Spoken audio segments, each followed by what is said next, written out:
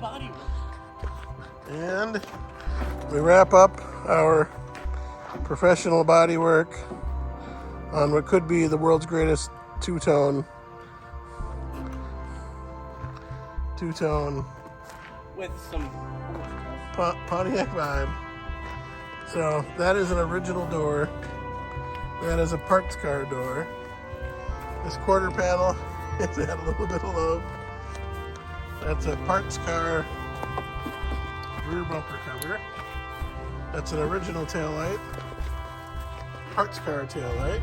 with a little bit of Bondo on it. Original hatch. Original quarter. Original door. Original door. Parts car fender. Parts car bumper cover. And all the stuff underneath it, behind it. Parts car hood. Parts car. Were the taillights? Parts car taillights. Parts car grill. Headlights, pardon me.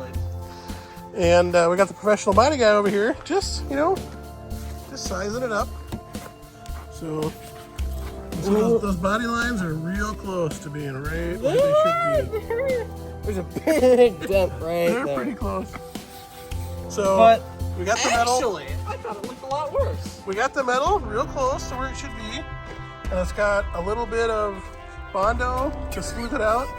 And then a little bit of the filler stuff. The orange filler stuff that apparently the paint got peeled up by the tape right there. Right there. You know what? No, we got a nice little Gives it character. orange liner.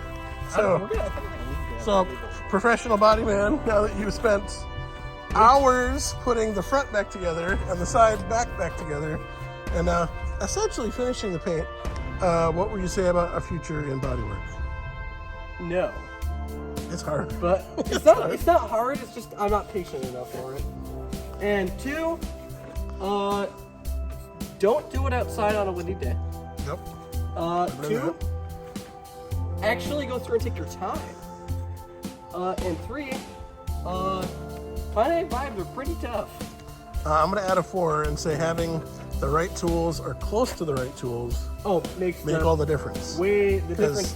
In our history, we've done at least one other repairable back to one piece, and by trying to use C-clamps and come-alongs and all the things that don't work to pull body panels. Having a good sized door gap. Having a porta power and a set of body hammers, as well as a parts car, is really what you need. There you go. Number 5. So number 4, have the right tools. Number 5, have a parts car where you can either A, measure stuff, B, steal stuff off, and all the good things. You can scrap it later after you don't need it. And then once you get everything you need, you haul it to the scrap yard and get a few bucks for it. So, okay, I'm not feeling too bad about this guy. This will get back on the road. Give it back to one of the siblings, and get some more miles in there. So it's got about 111,000. Ready for another 100,000 miles for sure. Never forget, Minnesota is bodywork, rust. No rust there. A little bit of rust on that guy. We're getting after it. Just the tiniest bit of this.